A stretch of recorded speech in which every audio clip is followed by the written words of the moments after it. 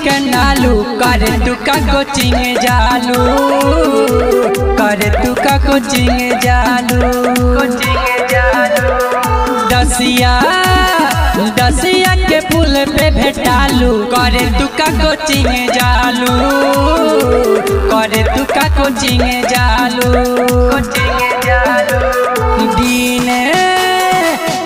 दिन रानी चिकन आलू करे तू का कोचिंग जालू करे तू का कोचिंग जालू।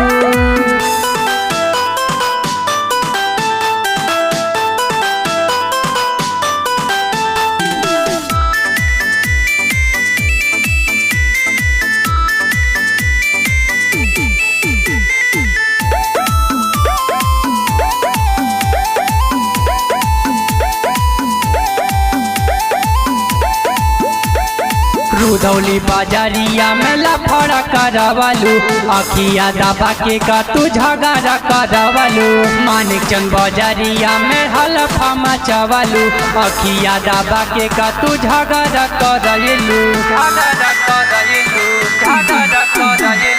रुधौली बाजारिया में लफड़ा करवालू अखिया दबा के का तू झगड़ा करवालू मानिकचंद बाजारिया में हलफा मचवालू अखिया दबा के का तू झगड़ा करलू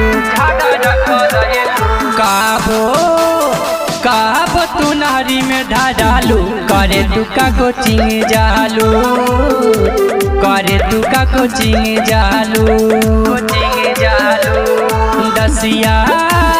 दसिया के पुल पे धरालू करे तू का कोचिंग जालू करे तू का कोचिंग जालू।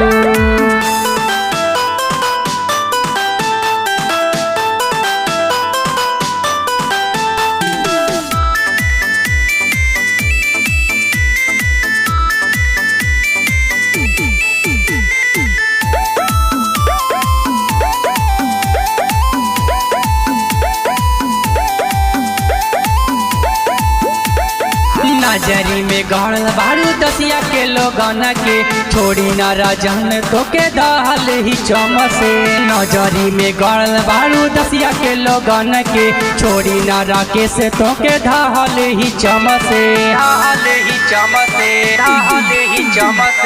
नजरी में गढ़ बारू दसिया के लोगन के छोड़ी न राजन तो के दहल ही चमसे नजरी में गढ़ बारू दसिया के लोगन के छोड़ी ना राकेश तो के ढाल ही चमसे